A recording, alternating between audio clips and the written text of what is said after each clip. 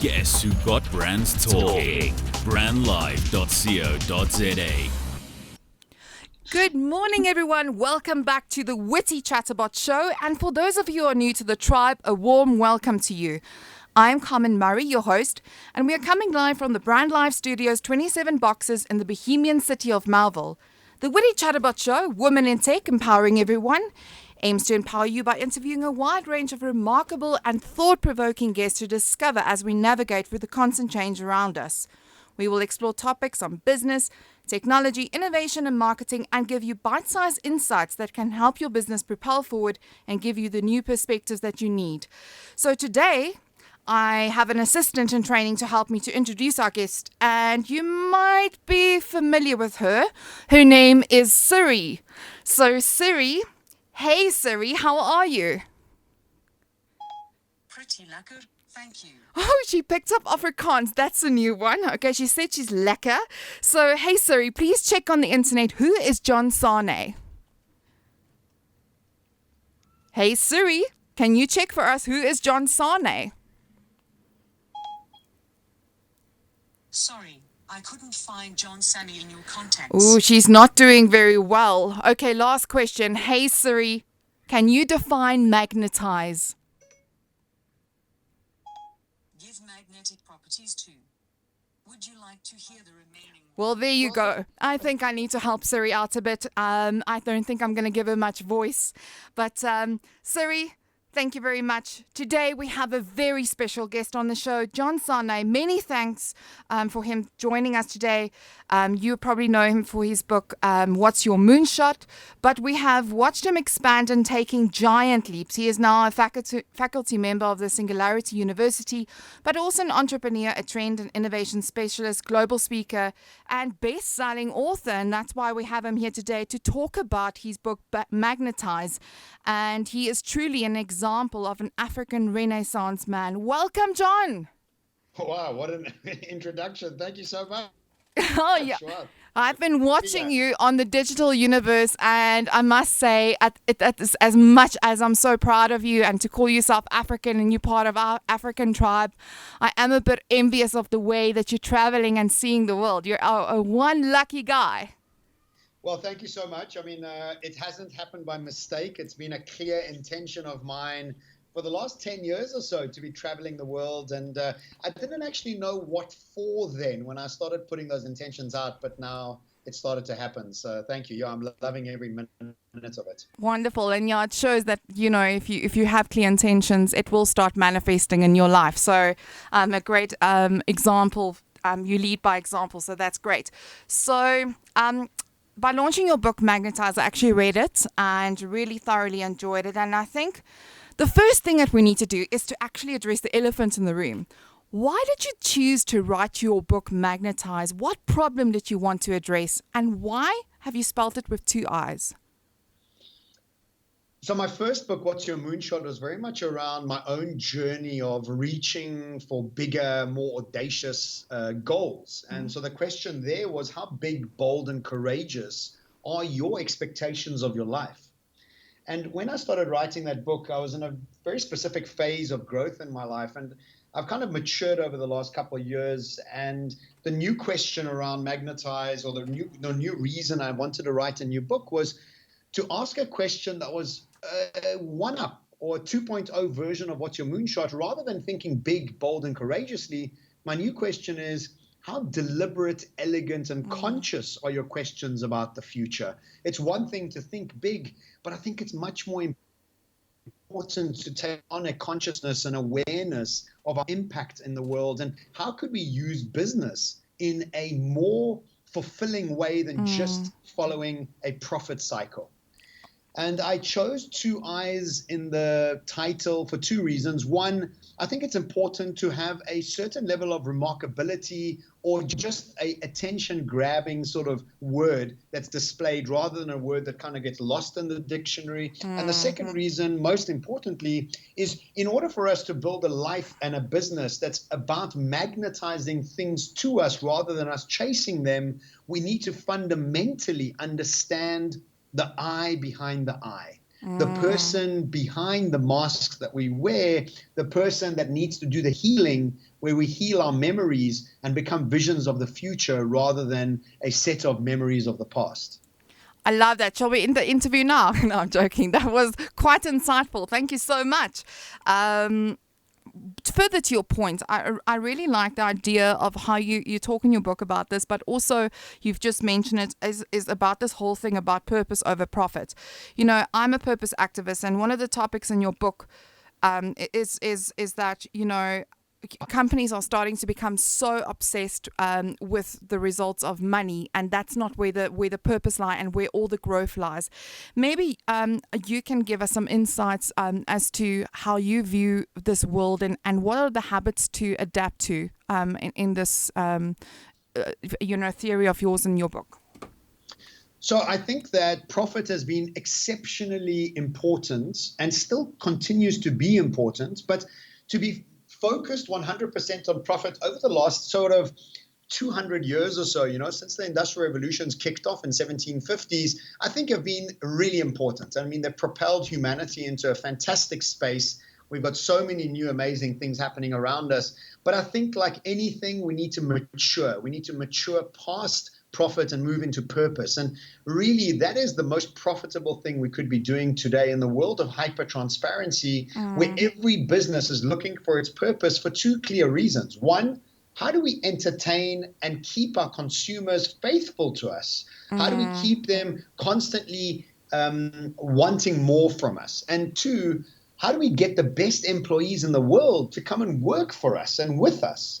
And both of those are human beings. And human beings in today's world of hyper-transparency are looking for brands and businesses with much more of a personality and a purpose-driven idea and concept and sort of a strict strategy so that we can buy into these businesses on a value system. And you know what happens when we buy into businesses with purpose? Price becomes secondary. Yes. Our need to jump becomes secondary. When you're an employee and you are working with a business that's got a cause that you are driving and you're so passionate about, it doesn't matter who comes across and offers you more money. It's irrelevant. Yes, it's so true.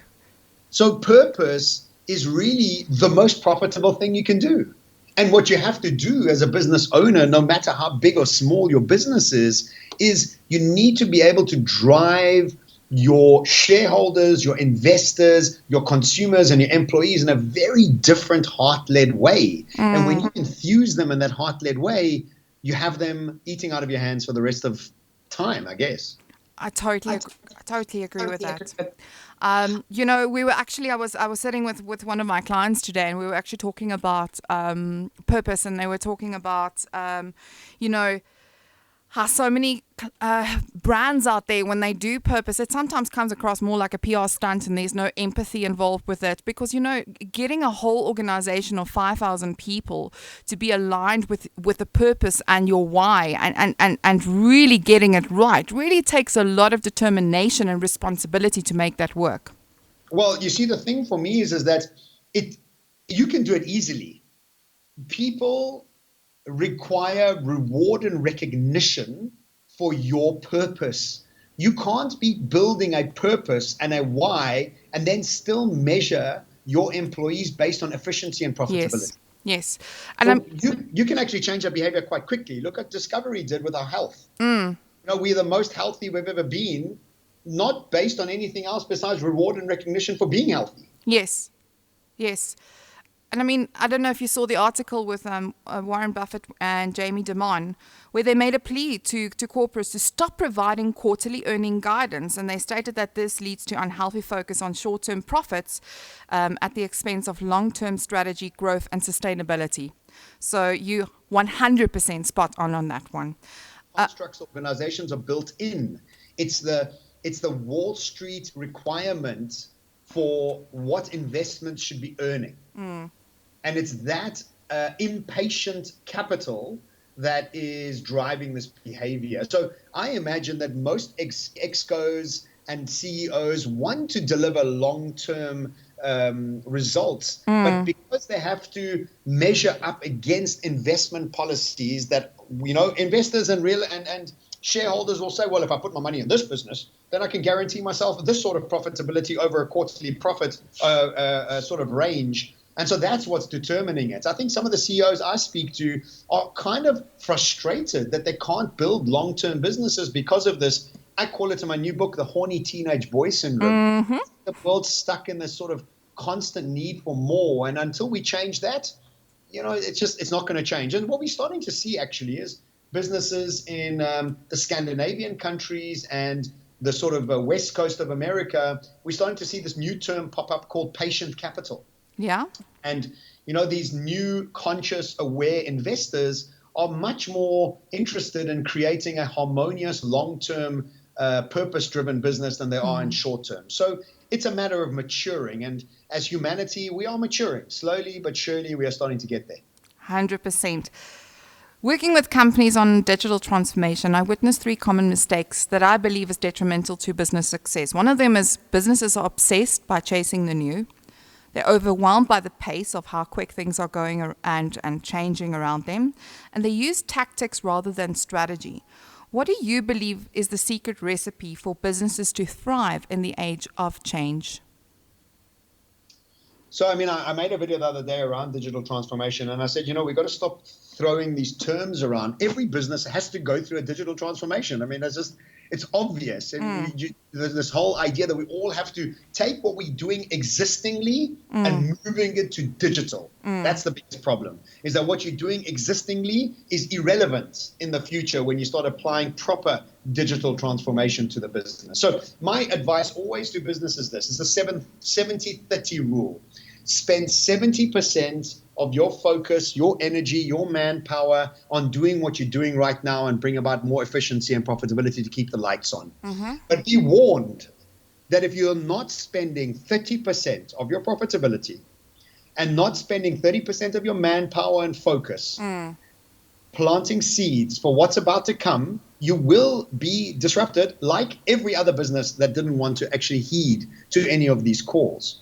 And the way we do that is that we empower an innovation or a chief future officer on the board with 30% of patient capital to go out there and do what they want to do. When you have a CEO that's a CA that's only able to extrapolate the past into the future, and that's what he was always or she was always meant to do because that's what CAs do, what happens is you hamper this ability for this 30% to breathe.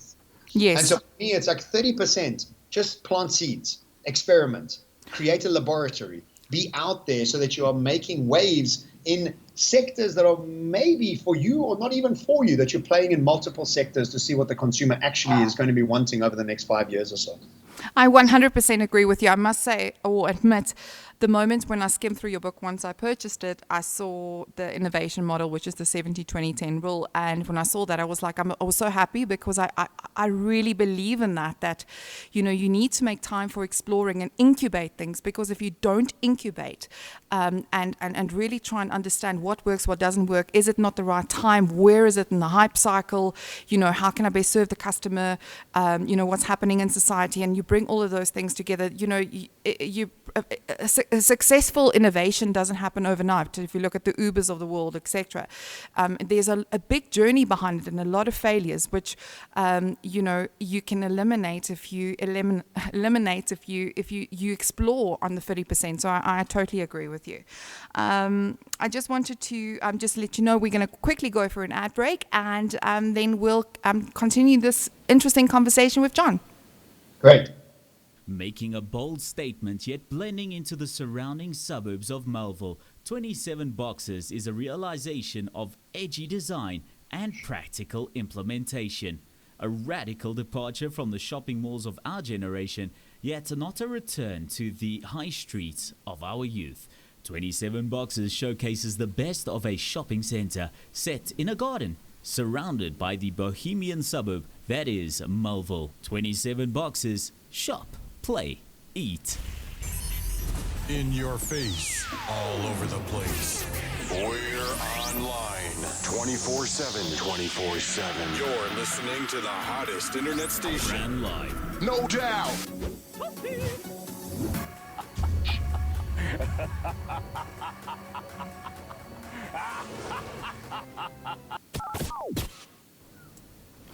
Good morning, everybody. Welcome back to the WITEE Chatterbots show, Women in Tech Empowering Everyone. And we have the legendary John Sanei with us today talking about his new book, Magnetize. Welcome back, John. Thank you. Now, I would really like to talk about something that really resonates with me was the part in your book where you refer to the rise of feminine consciousness and that the world is embracing its feminine side. Many say we are now entering the matriarch era. Faith Popcorn, who's also a futurist, talks about the Eve-olution. What is the future of masculinity? Well, I would like to think that the future of masculinity is about maturing the masculinity. And really what the maturing of masculinity is all about is about balancing out the feminine and masculine energy within our own beings. So we are balanced as beings. So we are not dogmatically masculine or too far left with the feminine sort of movement. I think the feminine movement's really important to balance out what has happened. But I think ultimately what we want to be sitting with is a balance. Yes. And I think that for far too long, we've had this immature masculine driving all our behavior. And if we just look at the world right now, stuck in the sort of capitalism roundabout, based on the imperial sort of colonization that Europe did over the last 200 years, very much about just more and just more wealth. And we're still stuck in that. And that's really just about conquer the enemy, be better than your competition. And this bullshit ambition, to be honest, it's like just immature. So what I love about the research that I did was, you know, from every single point in our society, we're starting to see the rise of feminine consciousness. And we even see it within our own masculine heroes out there. Yeah. If you look at Obama's very balanced. You know, he's got a very clear feminine consciousness within him. And his wife is also very balanced. If you look at her, she's got a very strong masculine with her, but very balanced. And if we look at David Beckham coming out and becoming a metrosexual I meant David Beckham being a metrosexual, that's a very balanced feminine consciousness within a very hunky masculine man. So I think we're starting to see that not only with new female leaders around the world. I mean, Michelle Obama, Beyonce, and Oprah must be by far the most powerful, amazing, enigmatic females leaders we've ever had, really. So we're starting to see that, but we're also starting to see our male leaders have more of a feminine consciousness within themselves. I love the way that you've answered that because, you know, I mean, if I look at myself, I think I've got a very masculine personality. I'm very full energy and also very strong personality. And I think the important thing is definitely the balance and it's collaboration. I think collaboration plays a very important role in driving the future forward. I want to talk about personal growth. What do you think so many people fear? Why do you think so many people fear the future? Do you think it's a lack of preparation? I mean, you know, it takes a grand total of 0% courage to be pessimistic about the future. Yes. You know, it's so easy to be pessimistic. It's so easy to complain. It's so easy to blame others. It's just easy, you know. And I think it's a space of losers, to be honest. People that are continuously in the space of losing every aspect or in every aspect of their lives. And then, you know, just keeping on creating that reality by continuously complaining about it. So personal development for me, I mean, I think it's such a cliche statement. I think what it should be is, how well do you know yourself? How well do you understand your motivating factors? Are you wise about your past? In other words, you know, wisdom is having a memory with no triggers. Can you think about people in your past and love them, see them empathetically, see them as part of your process and your journey and forgive them? Or are you just still blaming? Are you still angry? Are you still thinking the government should be different? Do you think white people should be different, black people, females? And so what happens for me is about just self-discovery and understanding your motivating factors and releasing yourself of your past and starting becoming a vision of your future is a skill set that all human beings should be prioritizing over everything else. And if they're not, they're going to become pessimistic. They're going to start blaming. They're going to start not taking responsibility. And that for me, I've started to develop a zero tolerance to not even engage with people that are sitting like that. I don't even continue conversations, whether on social media or in real life. When people take on that stance, I mean, it's trying to mix oil and water, to be honest. I totally agree. And, that whole victim mentality, like also for me personally, I think negativity breeds negativity. And when you're around people that have a very pessimistic view on life, it really, puts everybody's spirits down. And I think it's important that, people need to move away from being victims. I mean, I have these conversations all the time. And especially with young people, I think also mentoring young people when we get to them in rooms is like, you have a chance to change your life. It's your mindset. You need to do it for yourself.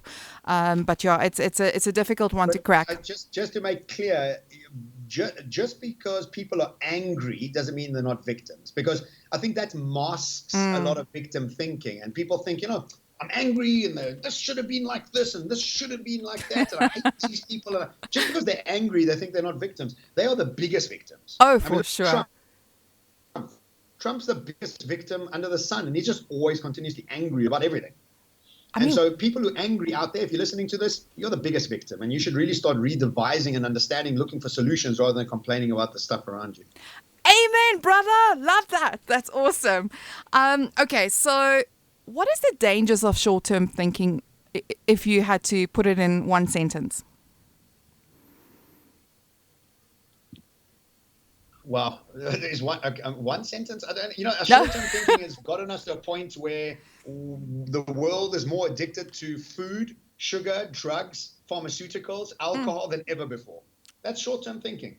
We are not elegant in our approach. We're not. It's like a farmer in the olden days not preparing for the winter. Love it. He dies. She dies. I mean, this is quite simple.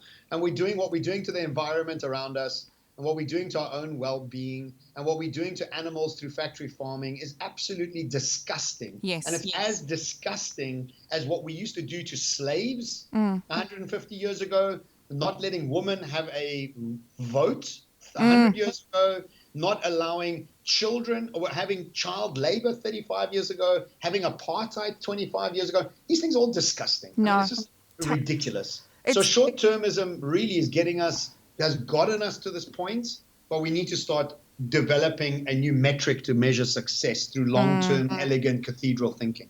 I love that cathedral thinking. Can you maybe elaborate a little bit more on that? You wrote about it in your book, and I was like, oh my gosh, what a great analogy. So I read it I'm constantly reading podcasts, listening to Blinkist. I'm not reading podcasts, listening to podcasts. So I got this from a podcast. I think it was Future Laboratory that was talking about it. They're a company in the UK. And what they were talking about is that, in the 1600s, if I started building a cathedral, my great-great-great-granddaughter would finish building it. And, 150, 200 years later. And so this idea that we build these businesses that are going to be here way past our lives is really what cathedral thinking is about. In fact, I did a Middle East tour. I changed that to mosque thinking. So like, how do we build mosques? Wow. And, mosques take generations to build, or they used to anyway. So it's about how do we build businesses that have got this long-term, elegant aspect and approach to them. And a great example is Patagonia clothing. If you listen to any of the podcasts where he gets interviewed, the CEO, they ask him how much profit he made last year, and he'll say 6%, and the year before 20 odd, and he's like, yeah, I don't care. I'm building a 100-year business. I don't measure in years. Wow, I love it. I think it's very important. I think this brings us back to the point which we discussed before. Purpose before profit, because it's just paramount. And yeah, I love that. That's really a great analogy. If you knew everything about tomorrow, what would you do differently today? Relax. Okay. Relax. Everybody, you watch Oprah and they say, what would you sell yourself in your 20s? Calm down, girl. Calm down. Yes, that's so true. And I guess, it's like, just calm down. And we all get wound up, but yeah, just calm down. Relax. 100%. There was something I saw the other day. You were talking about the whole idea about to-be lists. Yes. Take us through that. Well, in this frantic world we live in, where we are running all the time, we have got multiple to-do lists to achieve for the day. But we never, ever put time into creating a to-be list. Is who do we want to be? How are we setting up our behaviors and habits in order to become this person? How are we hiring the people to service us to become this person? And then what we do is we have this long-term approach,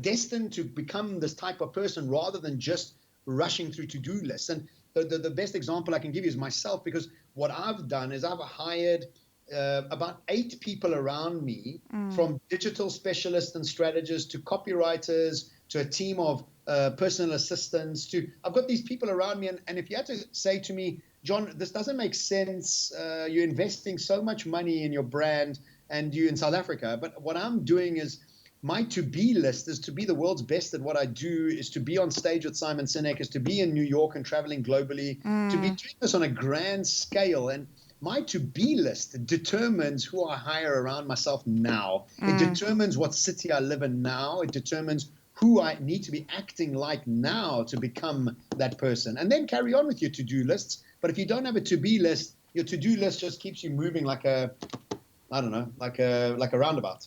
I love that. Mel Robbins, I don't know if you're familiar with her. I was listening to her, and she was giving, she has the show, I think it's called Kick Ass, and she was talking about, the hustle and how we all hustle all the time. But the thing is that that doesn't allow you to see the future in the forward, because you're just grabbing at weeds to survive.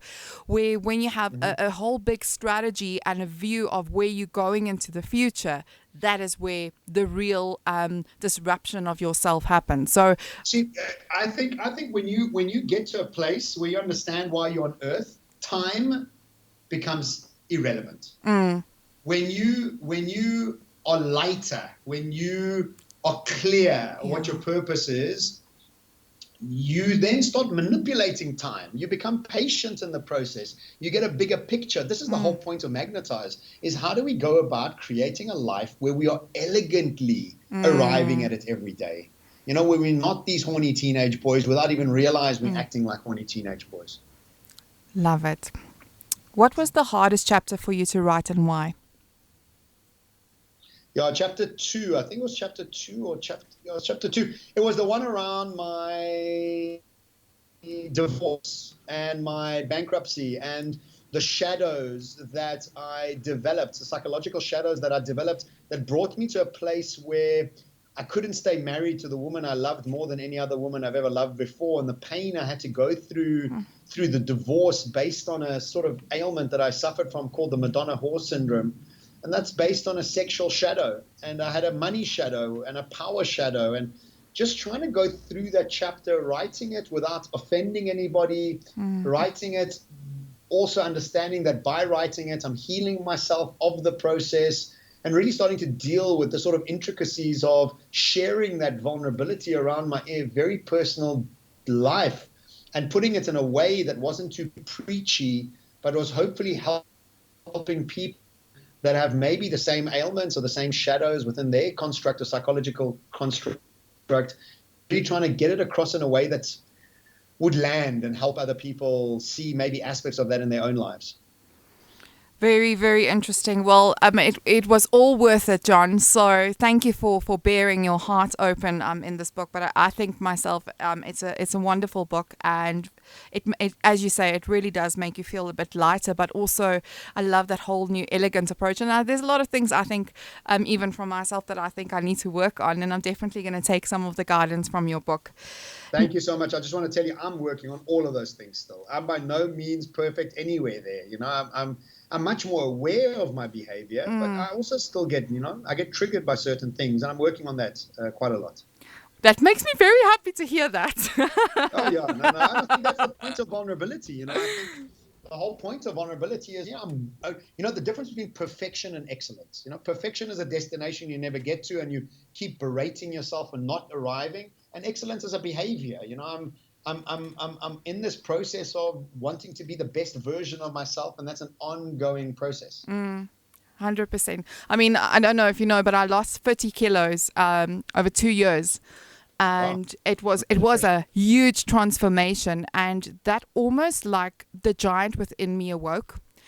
And through that, I also, all of the life lessons of, you're going to go wrong somewhere. You have to measure and see where you've gone wrong, optimize, and how you go through this whole transition is a day-to-day struggle, and not struggle, but something you have to work on day to day. It's not something you can just do overnight.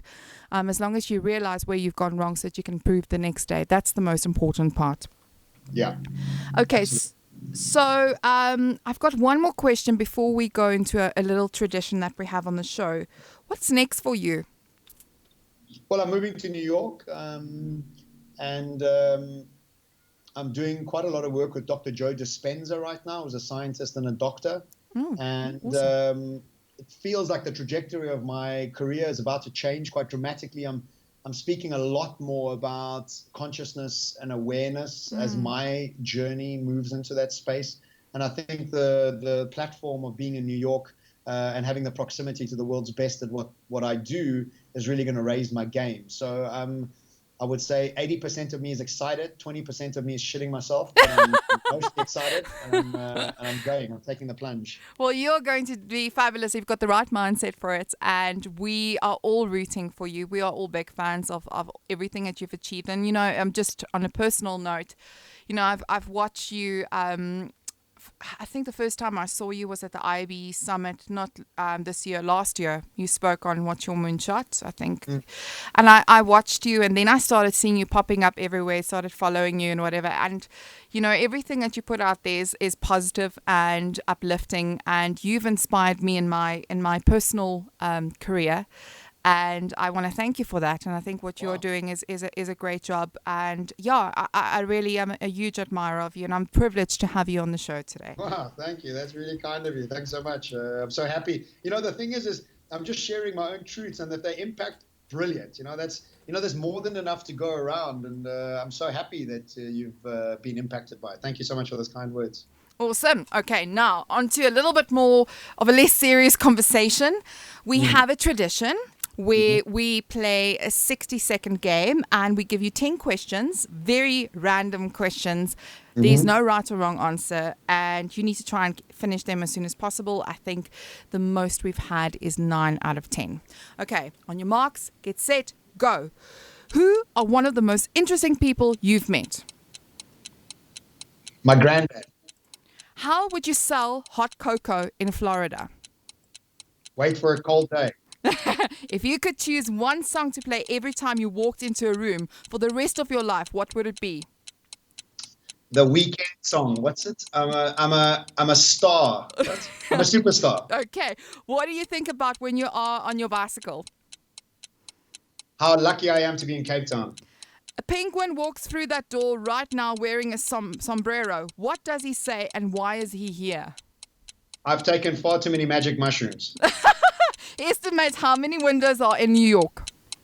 What? How many windows are in New York? Estimate it. 12 million. Pick 2 celebrities to be your parents. Will Smith and Michelle Obama. If you could sing one song on X Factor, what would it be? The very first time I saw your brown eyes. It's a song by Shy. It's the only song I know how to sing. It's like an R&B song from the 90s. Oh, well done. You managed to get 8 out of 10, John. Okay. Yay, what's my prize? Oh, I'm going to send you a copy of my book when I write one, okay? Oh, wow, that's a huge prize. Thank you. How do you make a tuna sandwich, just as a matter of interest? That was your 9th Vegan. question. Sorry? I'm vegan, I don't. Oh, you don't? I didn't know you're vegan. Wow. Yeah, I'm vegan. I've been on and off vegan for a long time. The more research I do into it, I realize that dairy is from the devil, and it should not be consumed by human beings at any time whatsoever. And what it does to our heart rate disease is just ridiculous. Wow. And also, animals. We need to be kinder to animals.